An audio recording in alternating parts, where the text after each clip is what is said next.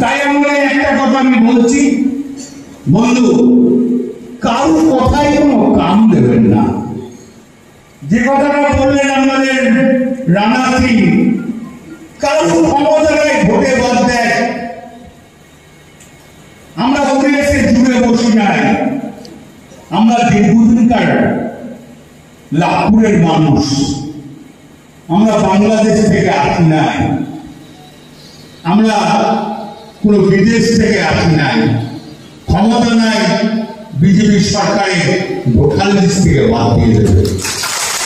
এটাও বলে দিই, আমাদের কর্মীরা নিশ্চয়ই, লাভপুরের কর্মীরা খুব সচেতন, খুব ভালো মানুষ, বুথের মানুষও ভালো, অঞ্চল প্রেসিডেন্টরা ভালো, ব্লক কমিটিও ভালো।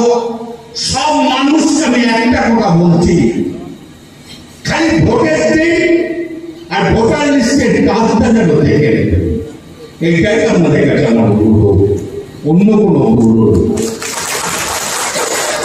বাদ বাকিটা আমরা বুঝে নেব।